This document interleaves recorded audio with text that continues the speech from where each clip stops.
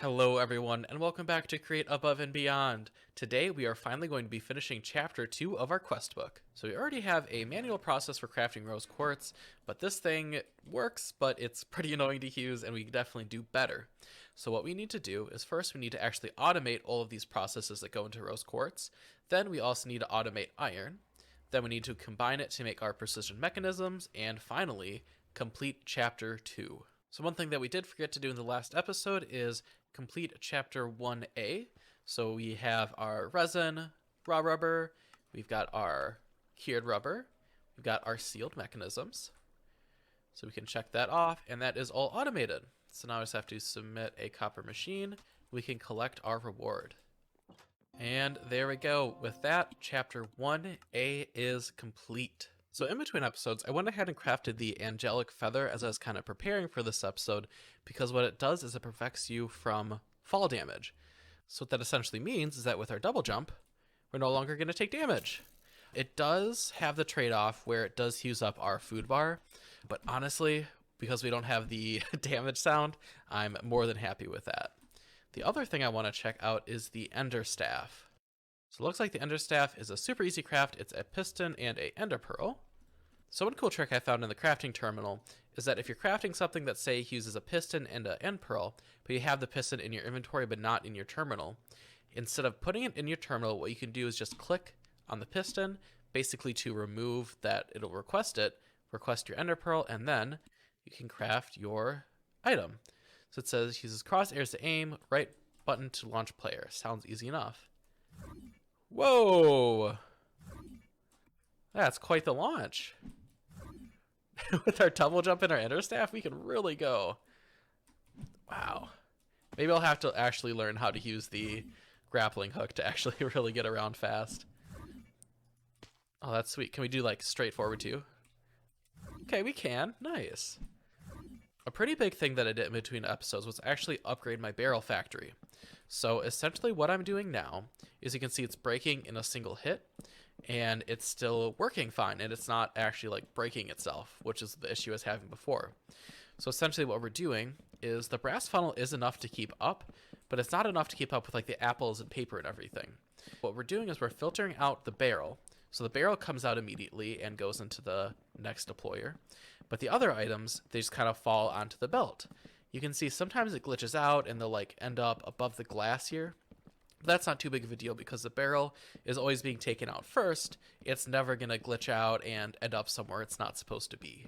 I'm still kind of tweaking this design, which is why I have not released it to you guys, but as soon as I have a design that is 100% fully working, where you can just have two axes going full speed all the time, I will upload it. Hopefully in the next episode, if we let this run for a few hours and it works, I can upload it then. And now it's time to build our precision mechanism factory. There's two places I could put it. I could either put it over there by our copper factory and our kinetic mechanism factory, or I could put it over here next to our mob farm. Now what I'm actually thinking is I want to put it over here just because the mob farm, it's like a little tall and boxy, and I feel like it would look really good to have a factory here to kind of finish blending in this area. Because over here, I think the buildings kind of blend in with the terrain more and look pretty natural, but this kind of sticks out. So I think we really need something next to it to kind of finish up our space. So next, what I'm going to go ahead and do is actually design our precision mechanism factory. I'm going to do the same thing I did with the andesite factory, where I designed the actual mechanics and mechanisms in creative, and then built the building in survival in our world here. So let's hop into a quick time lapse and get that done.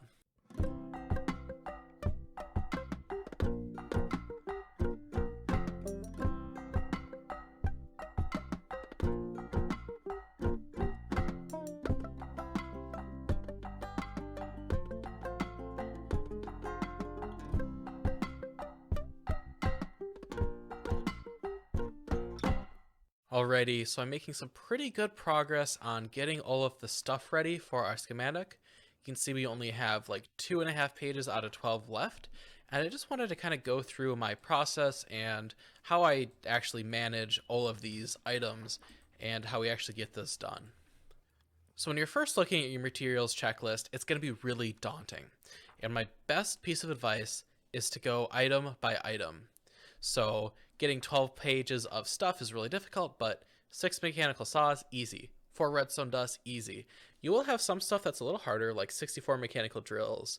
When you run into something that's a bit harder, save it until you really feel like doing it. So once you're like maybe 10 items online, you're like, okay, yeah, I think I will tackle those mechanical drills. The other really big piece of advice I can give you is to overcraft.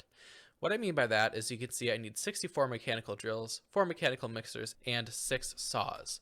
Now, what you might do is just say, okay, so I need 64 drills, so I'm going to craft 64 andesite machines.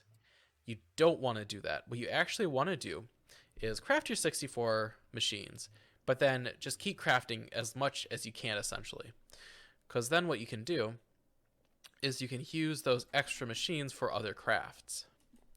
So I've got 2 stacks of casings. I can come over to my crafting bench, put my casings in there, put my kinetic mechanisms in, do that again.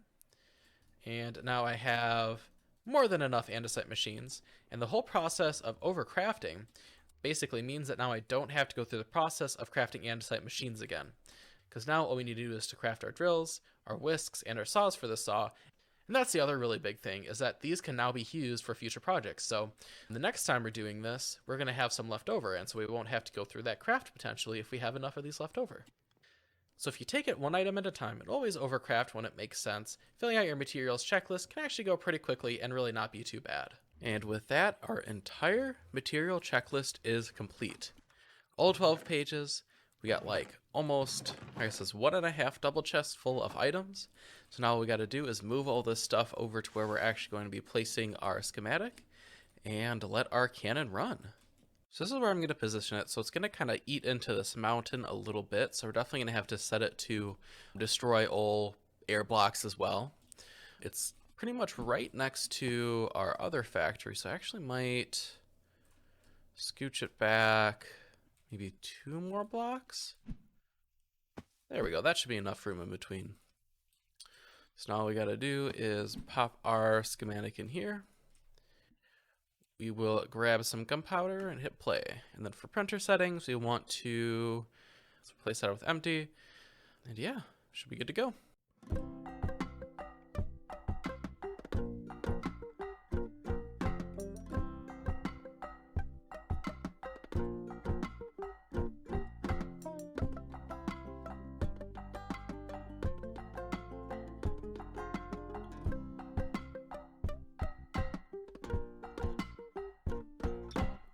And here it is, the completed Precision Mechanism factory.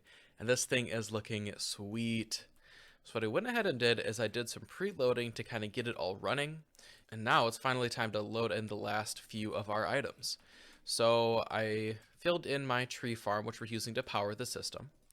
The wood feeds through this little loop up here, which goes down these funnels into these furnaces, which run these furnace engines, which run our rotational speed controller, which is set to 256 speed.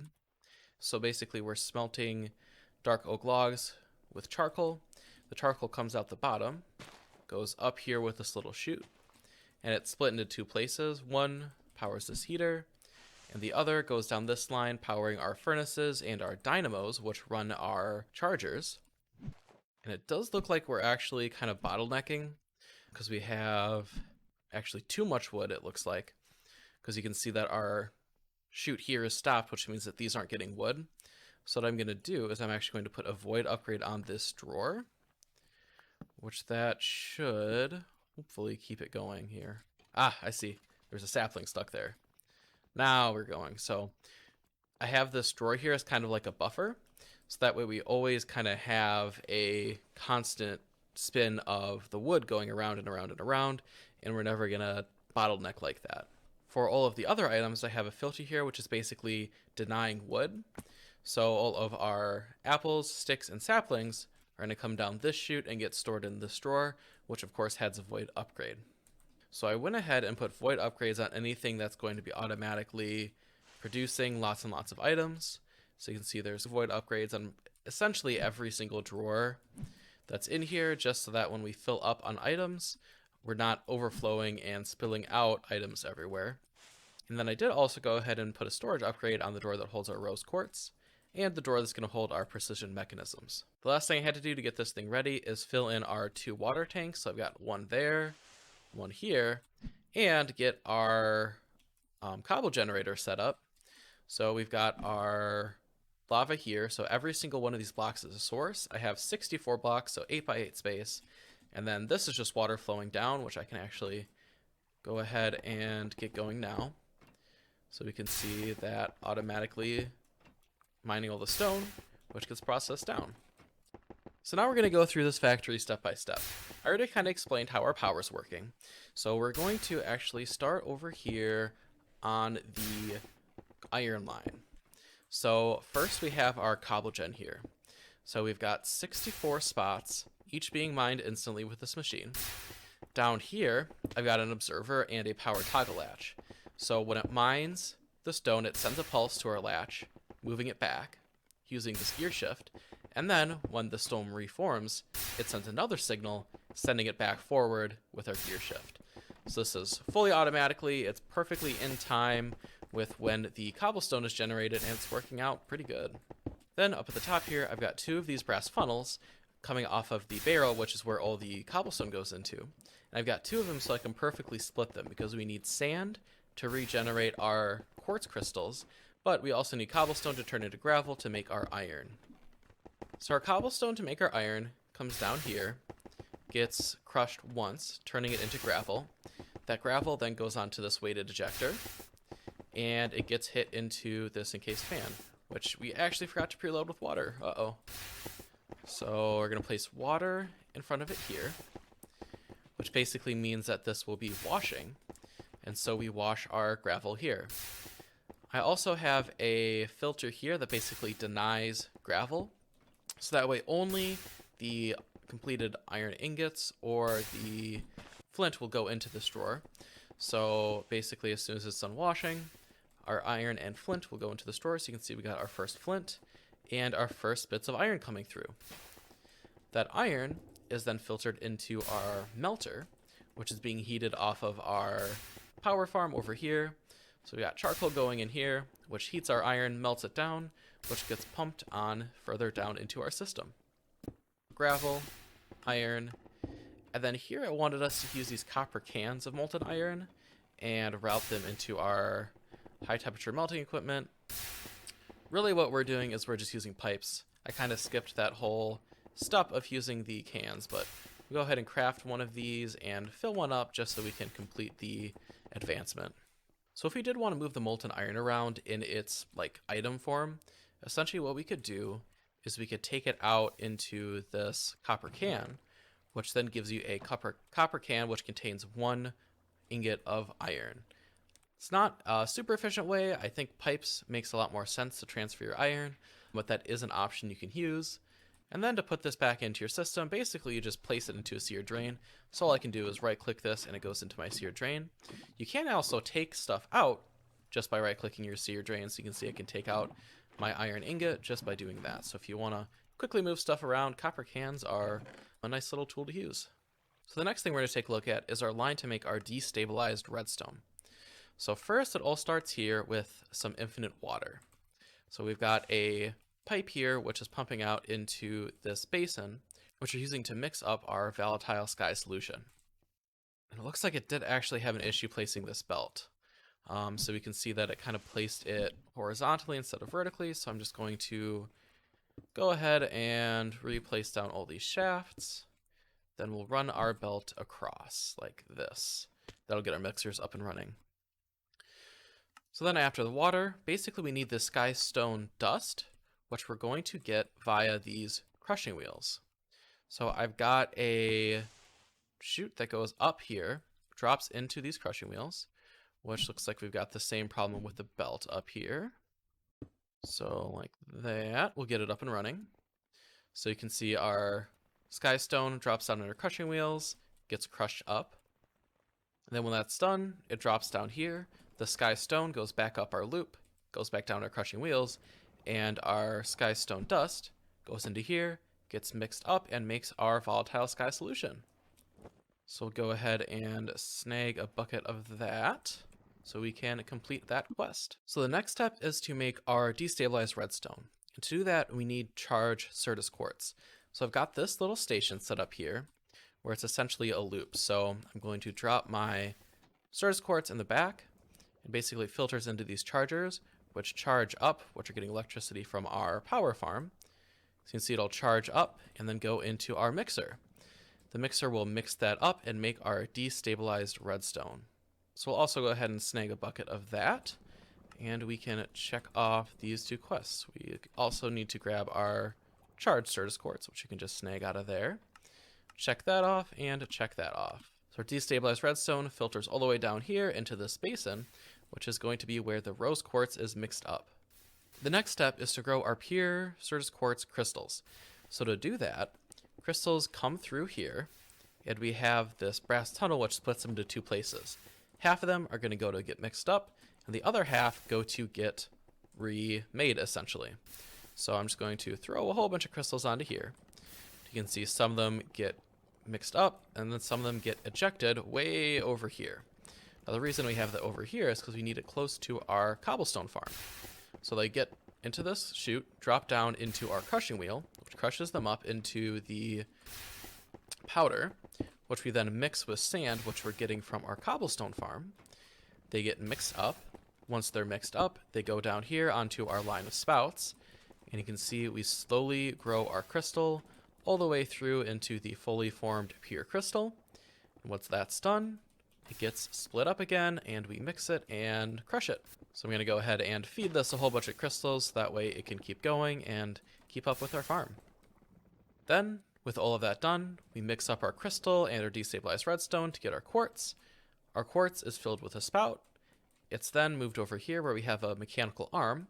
It's placing half of them into this drawer, and then half of them is split between these 2 chutes, which we then need to fill in with our kinetic mechanisms and our screwdriver. So we're actually going to go ahead and grab 5 stacks of coins right away so we can make our 5 gold coins. And what we're going to do is we're going to upgrade that screwdriver to be unbreakable immediately. No need to kind of wait on that, so we'll request our ingredients, craft that up, and accidentally make some shears. And there we go. We get our screwdriver. We go ahead and do our purchase. Submit the screwdriver, submit the coins, get our unbreakable screwdriver. I've also filled my inventory with kinetic mechanisms. So we'll head back over to our factory. We'll give this deployer a screwdriver. We'll fill this barrel up with kinetic mechanisms, and we're now making basically infinite precision mechanisms. Amazing! It's working! So we'll go through checking all of these off. It's complete. Looks like we need to grab a crystal.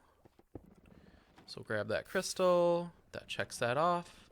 Looks like we'll need to grab a rose quartz too. So we'll grab that rose quartz, check that off. Then we need to grab one of these bad boys. Check that off. Then grab our precision mechanism and our screwdriver. And then we can go ahead and check that off. And gotta craft a brass machine, and we will complete chapter 2. 1 brass casing and 8 of our precision mechanisms. We get our brass machine. We complete chapter 2. Congrats! Now you have a passive supply of precision mechanisms. Think of all the options you have access to. After cleaning up and briefly scanning for bottlenecks, go ahead and check back with the overview section. So that completes chapter 2. So I did test this quite a bit in a creative world, and this is going to keep up. I didn't see any bottlenecks, no major issues. The main bottleneck is just growing those pure quartz crystals, but I really think this thing is going fast enough. Realistically, we'll never need this many mechanisms, but you know what? We got them if we want them. So I think we're actually going to be out of time today. So I'm going to save the building for the next episode where we'll build an actual whole building around this place. I've got quite a few plans to actually make this look really nice as kind of our last big factory in the space area. And then we'll move on to what's next. Taking a look at our quest book here. This is a quest that we actually completed a while ago, which is preparation, so we can check that off. Just kind of getting all the basic stuff that you need to get started.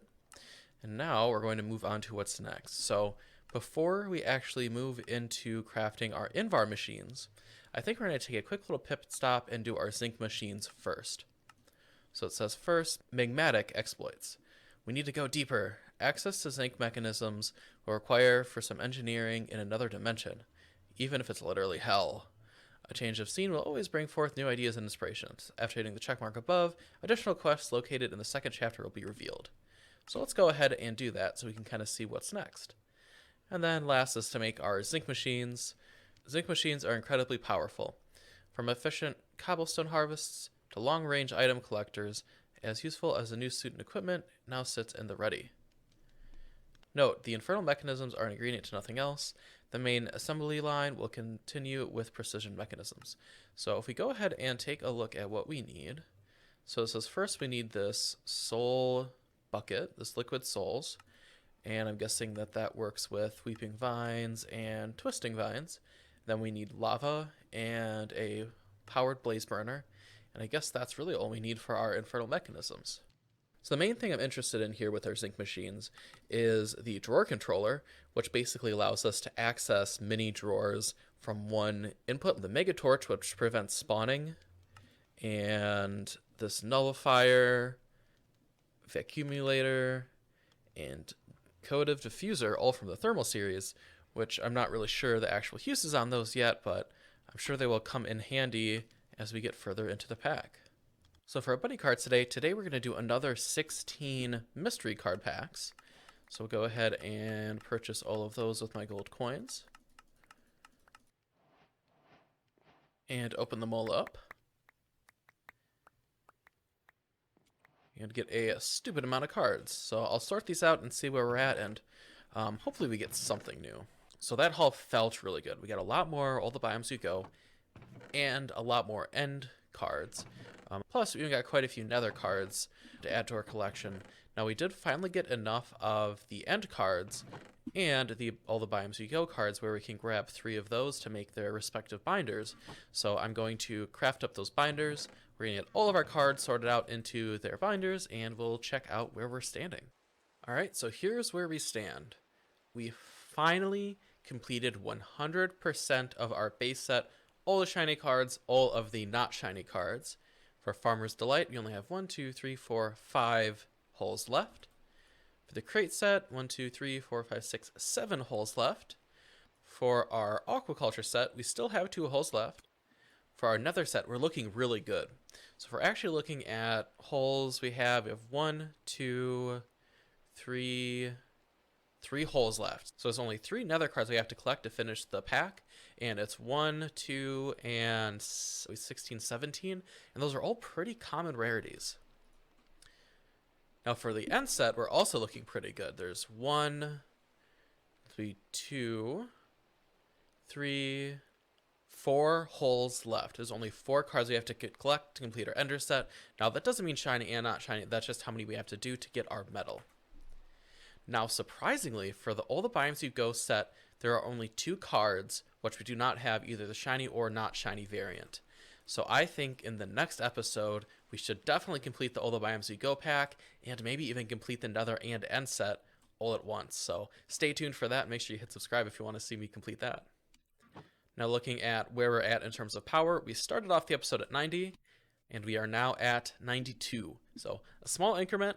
16 cards got us 2%, so we're very quickly slowing down on how fast we're getting more power on our weapons and tools. However, we're getting there, and we're very close to completing all of the packs. So that's going to be the end of the episode today. Make sure you hit the subscribe button and like button, because in the next few episodes, we're going to be gearing up and going and starting a brand new mega base up in the mountains. So if you're excited for that, make sure you hit subscribe, and I'll see you guys next time.